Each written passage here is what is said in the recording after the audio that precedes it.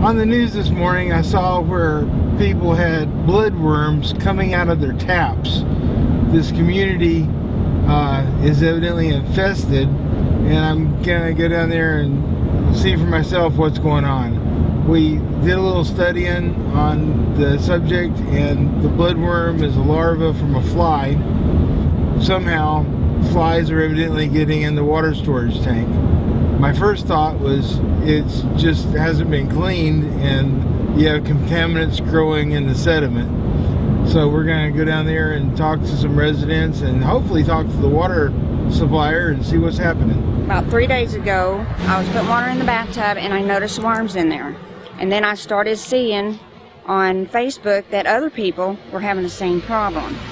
We said let's contact news and get somebody out here to see if we can get something done with this. I never drink the water here, never have since the 14, 15 years I've been here. I've always drank bottled water, thank goodness. But, you know, to bathe in it, brush our teeth, and people that do drink the water, it's sickening. I mean, we've always bought bottled water. We've never drank the water that's here. When people started really noticing them, when the water got turned off and it got turned back on, people was really looking at the water hard, and that's when people seen the worms in it. Mm-hmm. I mean, and how long they've been in there, who knows? You know, nobody's ever paid that close attention to the water. You know, if it's dirty water, like a lot of times this water gets shut off for 3 or 4 hours. When you turn it back on, it looks like mud when it comes out. Yeah. You know, but this time here they had it off 16 hours. When they turned it back on, everybody started noticing little bugs in the water, and that's when it became an issue for everybody. We haven't had the worms since the problem first started until today. It was the first time. My mother was cooking some ramen noodles for the baby, and there were bloodworms in the bowl. So I notified TCEQ that this was the first day that we had noticed the worms, and that I understood we were under the boil notice. We can boil the water, that's fine, it makes sense. However, it seems to be that there should be bacteria in them bloodworms, so we still have to bathe in them. Will that bacteria hurt us from bathing is my biggest question. We can boil the water for cooking, we can use supplemental water for cooking, but how do you go to somewhere to bathe, whether it's at a community building or a motel? It's just, we're worried about the bacteria bathing, basically. The best I can figure out from this is a few midge flies are about the size of mosquitoes, and if they have a breach in the tank somewhere, flies could get in. We saw one case where the dumpsters were really close to tanks.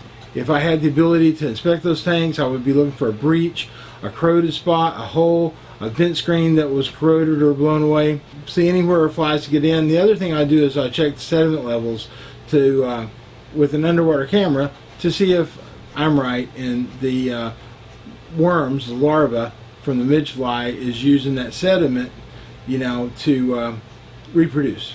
If it's going the way that I think it is, and I've given my assessment off to some people I know at the EPA and they agree with my assessment, the larva was in the sediment, and over the weekend they lost power to the plant.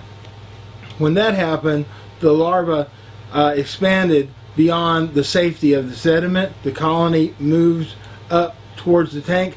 As long as the tank had circulation, they could get the oxygen they needed. When that didn't happen, they had to go to the surface to get the oxygen when they lost the circulation. So they had 2 days to expand out into the tank.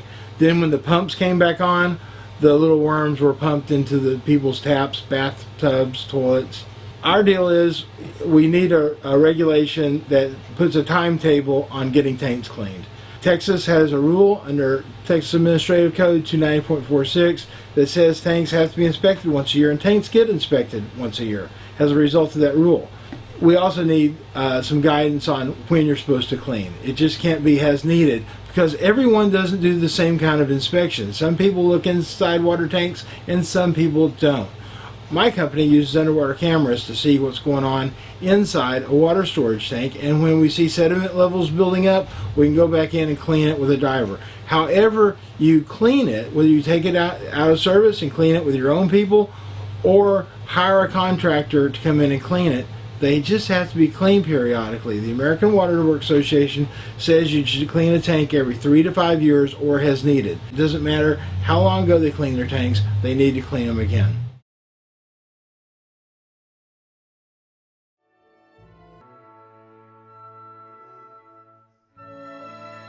Inspecting water storage tanks and towers is incredibly important. It's also dangerous. The Environmental Training Institute recognizes this, and they've developed a course to help you understand what you're looking for, what you're looking at, and how to do it safely. It's a 2-day course. You can find more information at the Environmental Training Institute at University of Texas at Arlington. We have the online links right there for you. Thanks a lot for watching the video. Hope to see you in class.